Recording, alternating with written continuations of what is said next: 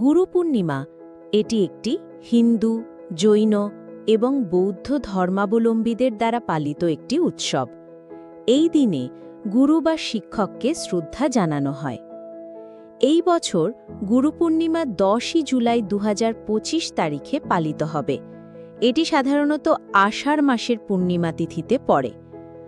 গুরু পূর্ণিমার তাৎপর্য: গুরু পূর্ণিমা হল গুরু বা শিক্ষকদের প্রতি শ্রদ্ধা নিবেদনের একটি বিশেষ দিন। এই দিনে গুরুদের আশীর্বাদ প্রার্থনা করা হয় এবং তাদের প্রতি কৃতজ্ঞতা প্রকাশ করা হয়। হিন্দু ধর্মে গুরুকে ঈশ্বরের সমতুল্য মনে করা হয়, যিনি জ্ঞান ও আলোক এনলাইটেন্স দেন। বৌদ্ধ ধর্মানুসারে এই দিনটি গৌতম বুদ্ধের প্রথম ধর্মপ্রচারের স্মরণে পালিত হয়। জৈন ধর্মে এই দিনটি মহাবীর স্বামীর শিষ্য ইন্দ্রভূতির জন্মদিন হিসেবে পালিত হয়। গুরু পূর্ণিমা আধ্যাত্মিক ও বৌদ্ধিক উন্নতির জন্য একটি গুরুত্বপূর্ণ দিন।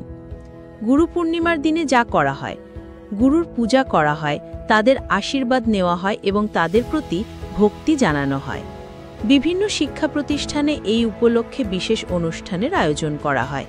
শিক্ষার্থীরা তাদের শিক্ষকদের ফুল, মিষ্টি বা অন্যান্য উপহার দিয়ে সম্মান জানায়।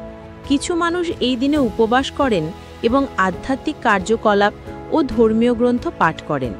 গুরু পূর্ণিমা একটি মিলন ও শ্রদ্ধার দিন, যা শিক্ষক ও শিক্ষার্থীর মধ্যে সম্পর্ককে আরও সুদৃঢ় করে।